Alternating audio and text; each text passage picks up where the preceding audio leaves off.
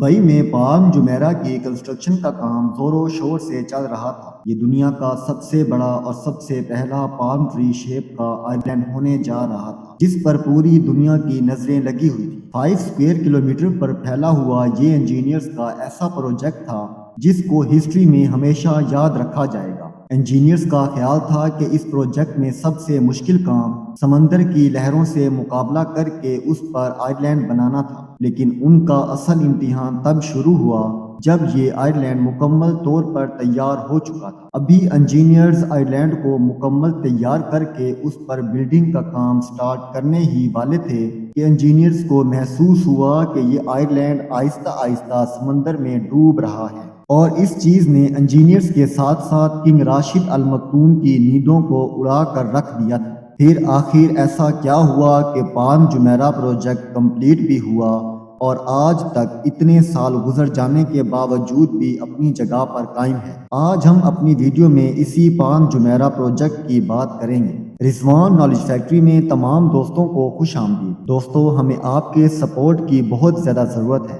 ہمارے چینل کو لازمی سبسکرائب کریں۔ آپ کا صرف ایک سبسکرائب ہمیں ایک نئی امید دیتا ہے۔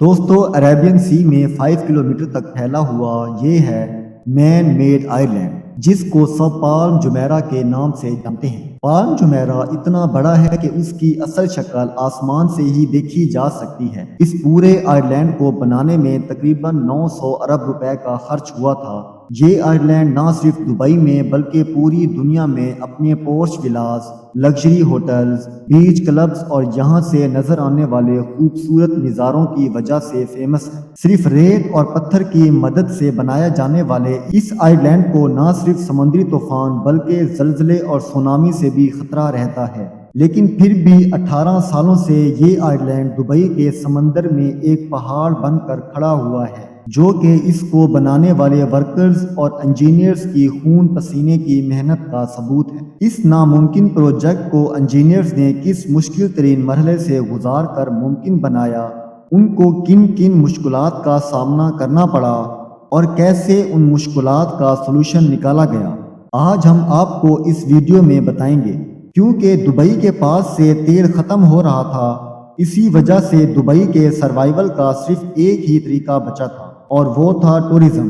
یہ بات شروع ہوتی ہے 2001 سے، جب دبئی پہلے ہی برج العرب جیسی 7 سٹار ہوٹل بنا چکا تھا اور ویسٹرن ٹورزم کا رخ اب دبئی کی طرف ہو چکا تھا۔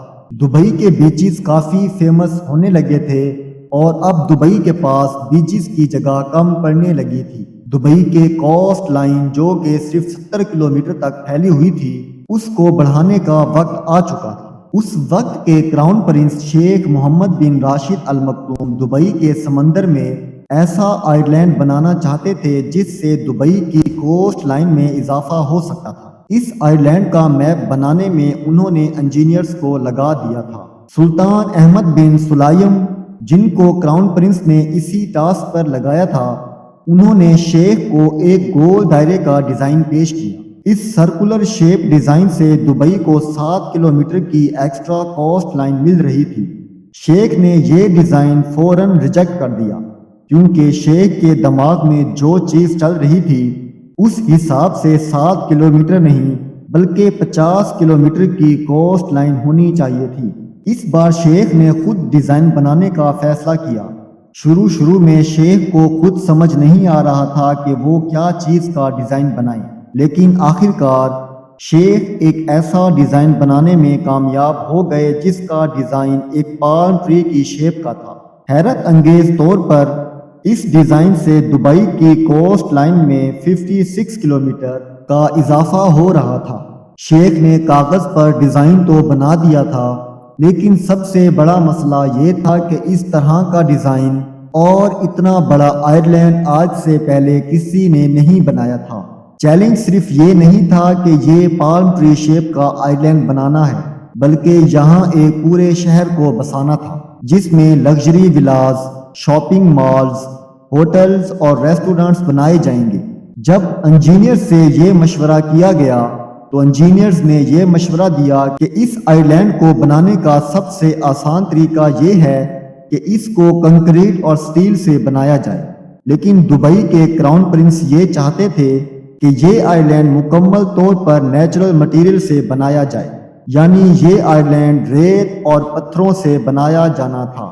اتنے زیادہ پتھر اور ریت کہاں سے آئیں گے، یہ تو ایک الگ ہی مسئلہ تھا، لیکن دبئی کے سمندر میں ایک ایسا آئی لینڈ سٹی بننے جا رہا تھا جس کو دن رات سمندری لہروں سے مقابلہ کرنا تھا۔ اس وجہ سے شیخ کو یہ آئی لینڈ بنانے کے لیے دنیا کے بہترین انجینئرز چاہیے تھے۔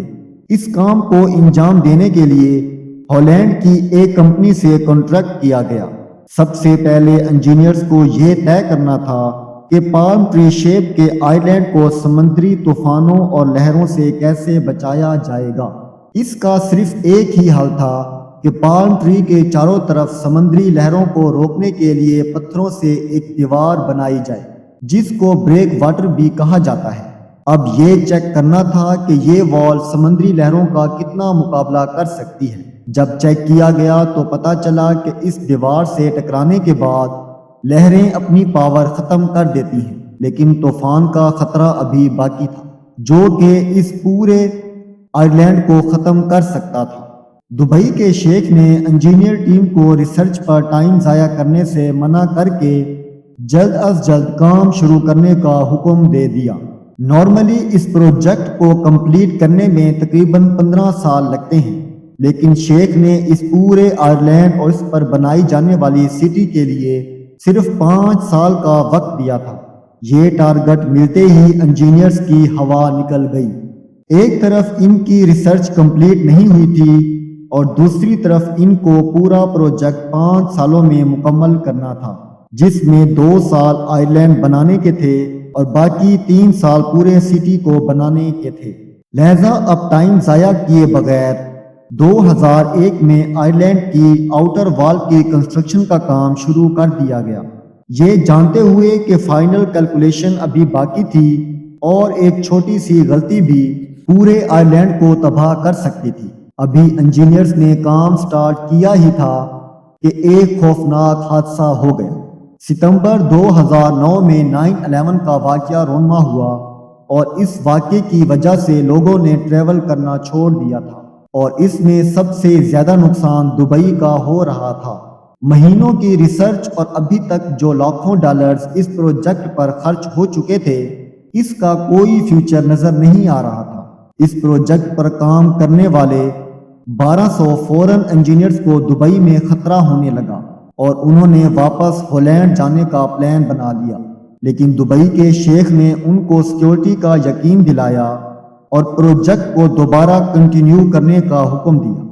نومبر 2001 میں ایک بار پھر سے اس پروجیکٹ پر کام شروع کر دیا گیا، لیکن مسئلہ یہ تھا کہ پالم جمیرہ کے ٹری شیپ کو بچانے کے لیے آؤٹر لائن کو بنانا لازمی تھا۔ اس پروجیکٹ کو 2 حصوں میں تقسیم کیا گیا تھا۔ ایک حصہ تھا پالم ٹری شیپ، جس کو ٹوٹل ریت سے بنانا تھا۔ ریت سے بننے والے اس پالم ٹری آئی لینڈ کو سمندر کی لہریں نقصان نہ پہنچائیں، اس وجہ سے اس کو چاروں طرف سے ایک آؤٹر آئی لینڈ پروٹیکٹ کرے گا۔ ریت ہی نہیں بلکہ بڑے بڑے مضبوط پتھروں سے بنایا جائے گا، لیکن اتنے سارے پتھر آخر کہاں سے آئیں گے؟ یہ اتنے زیادہ پتھر تھے کہ جن سے 2 ایجپٹ کے پیرامڈز بنائے جا سکتے تھے۔ دبئی جہاں پر صرف ریت ہی پائی جاتی ہے، وہاں پر اتنے زیادہ پتھر کہاں سے آئیں گے؟ اس وجہ سے ٹیم کو پورے یونائٹڈ عرب ایمریٹس کی مکمل جگہوں سے پتھر نکالنے کا ٹاسک دیا گیا۔ پہاڑوں کو دن رات بلاسٹ کر کے بڑے بڑے پیسز نکالے جاتے تھے۔